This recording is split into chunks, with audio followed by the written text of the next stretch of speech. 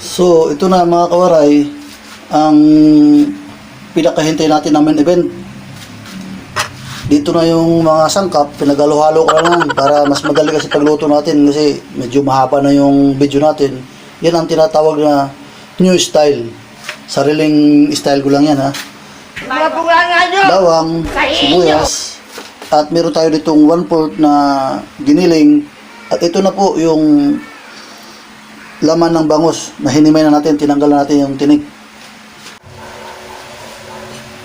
So, paano ba natin gagawin yung mga kawari pagdidibon ng bangus? Tika, pag-isipan natin yan ha. Alam ko na. Using this PVC pipe. Tama ang narinig nyo. Ito lang ang gagamitin natin. Kung magtatanong kayo kung may nabibili dito sa Shopee, wala po. Kasi sariling gawa ko lang to, DIY ko lang to. Ginawa ko lang to kahapon, tubo ng tubig. Kasi wala tayong pambili ng panggamit na yung stainless na pangrino talaga. Kaya ito lang ang ginawa ko. Kasi wala tayong pera. Diba? So ngayon, papakita ko kung ubra ba talaga itong DIY na ginawa ko. So, ano muna tayo? Intro muna tayo.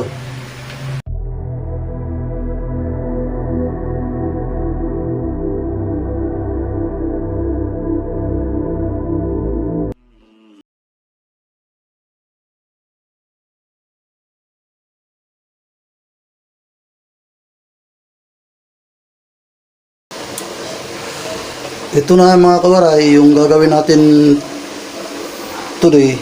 Meron tayong 2 pirasong bangus. So nakaliskisan ko na yan. Tapos ito yung mga sangkap, iodize, bitsin, at saka ito.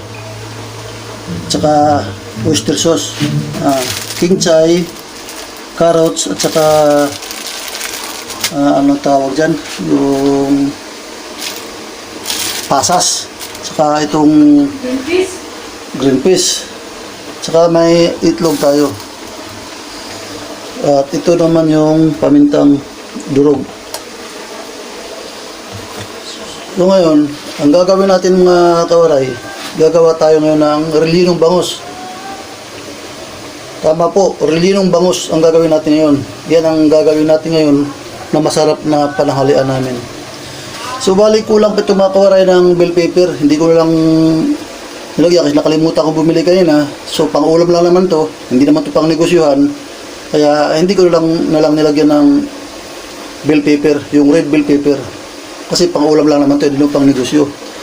Ngayon papakita ko sa inyo kung paano natin didibon ang bangus ito.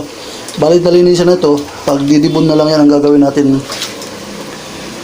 So yun mga kawaray, panurin nyo lang kung paano ko ididibon yan. So yun nga mga kawaray. Yan. Gumana naman yata yung maliit natin na talent. Paggawa ng ano. Medyo may kahirapan lang kasi matigas itong ano. Pero okay naman. Pagtsaga lang natin. Wala kasi tayo pambili nito ang ano eh. Kailangan, tsaga lang talaga nito.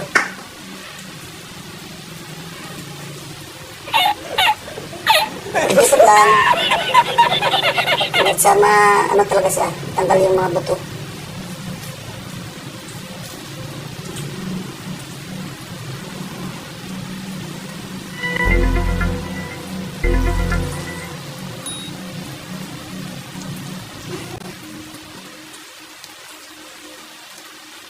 Kailangan ikot-ikotin nyo lang mga kawaray para masyur talagang natanggal na yung ano, mga tinik-tinik.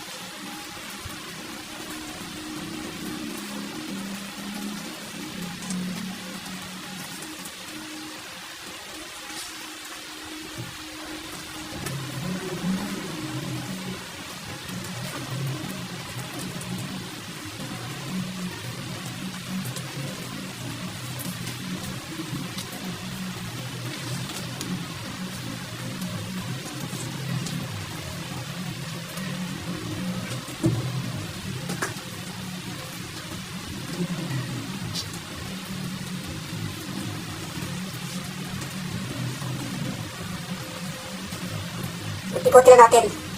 Ganyan. Check natin kung talagang wala nang naka, ano, padikit na, ano. Ayan. Wala na, nilinis na.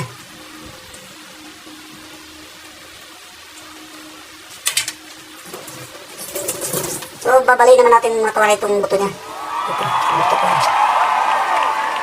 Ayan, kailangan babali yan.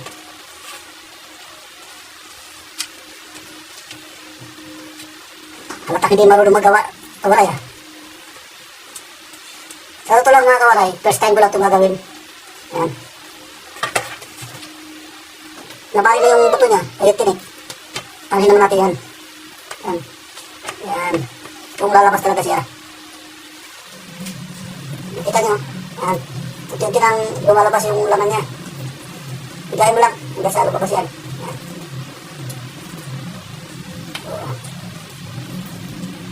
Perfect, mga kawaray. Bravo. Doon kayong kakabahan kung mag-umpisa palagi kayong gagawa nito. Kailangan try.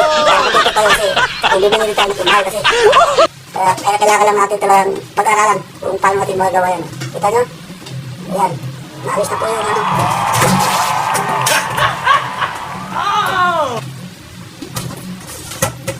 Dito naman tayo sa isa. Ubusin lang natin ito. Isa.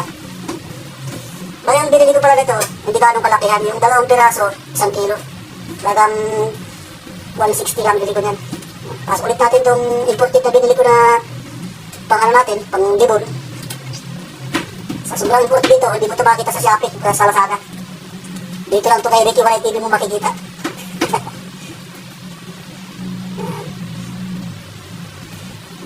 Ganun pa rin tulad ng paggawa ko sa umpisa. Gawa lang ano ko, ganun lang, para sa natin yan. Ikutin lang natin sa loob. Dandaanin lang natin na hindi masira yung balat niya. Ayan.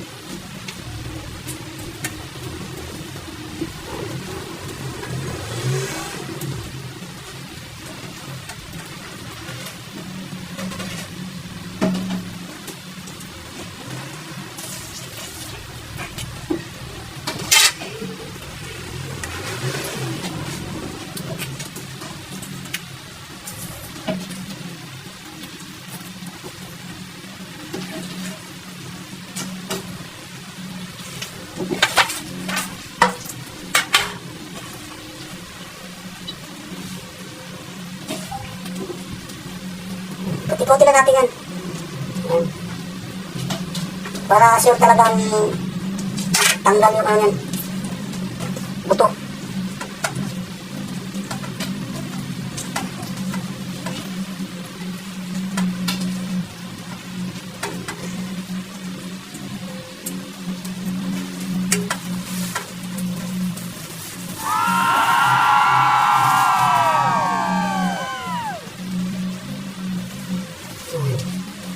Para sure na ano, wala na talagang kumakapit na buto at tinik.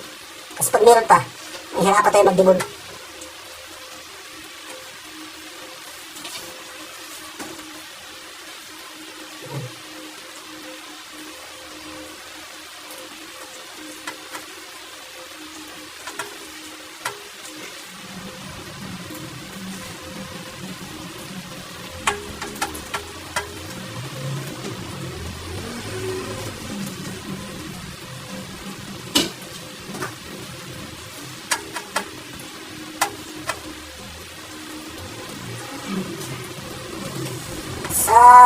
Tapos na mga kawaray, tatanggalin lang natin yung laman yan.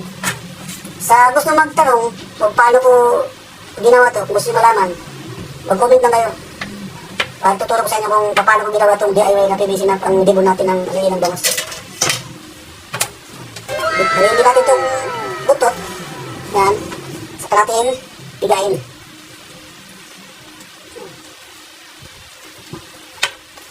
Para lumabas yung laman niya.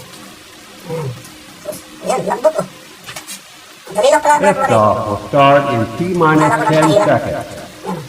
10, 9, 8, Kita nyo, buong-buo siya. 7, May lalabas eh. 6, 5, Bravo! 4, 3, 2, 1. We have ignition.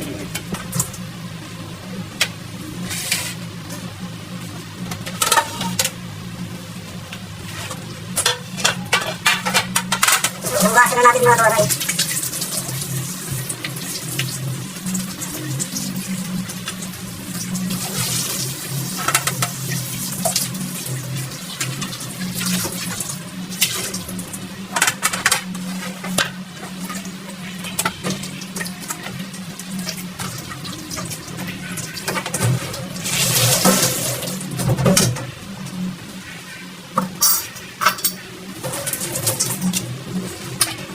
So, tatanggalin naman natin itong mga kawaray, itong ano, tinig niya. Gamit ng butsara. Ito, hindi ito. Ganonin natin yung parang, ano yan, may wait kasi yan. Ayan. Tanggalin natin yung ano, laman. Ayan. Ganyan lang. Ayan. So, iwan lang natin ng butsara yan. Ayan. Kasi papakuluan natin yan.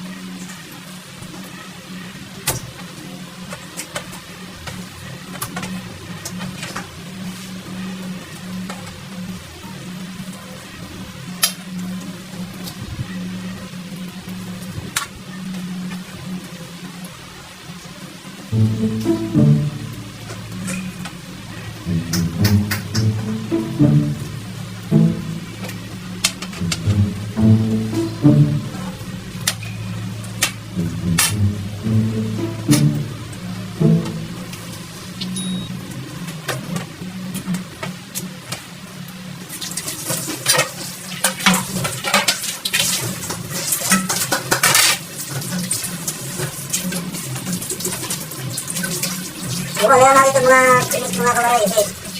Kasama natin dito kami mamaya sa pakulo. Para may mga ano pa kasi ang puting naman pa.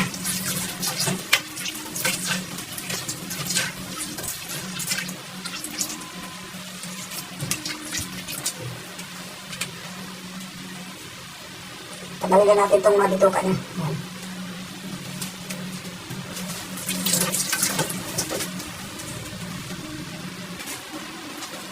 Meron tayo nitong kalamansi mga kawaray. Imamarinate natin ito.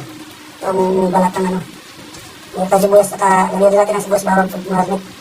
Kasi mamaya gagamitin din naman natin ito pag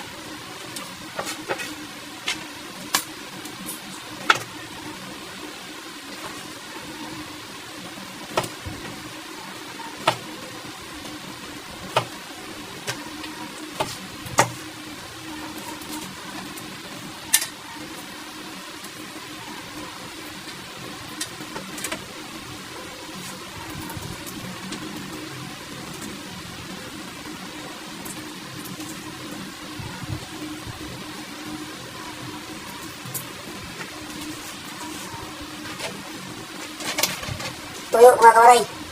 Tantsahan na lang yan. Ayan.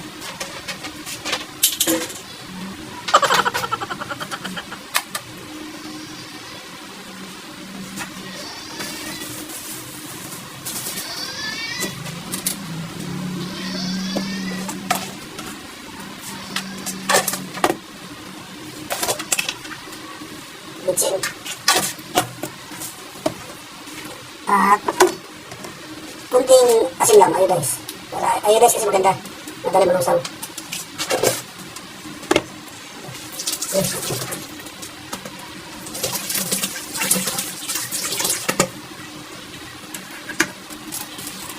Lalamasin natin dito. Yung minarinate natin. Ayan. Lalaban natin yung dyan. Dito lang natin ang powder, paminta.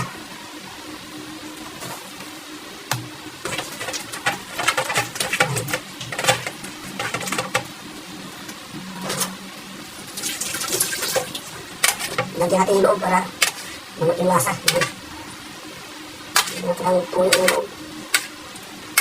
Para talaga ang ano. Ayan.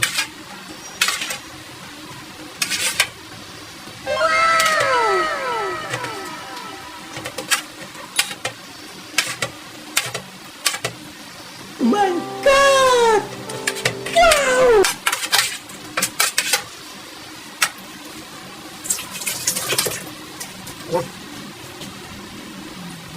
Ito rin pala yung laman mga kawaray na ano, yung laman ng bakos na yan. Pinapakuluan ko na yan.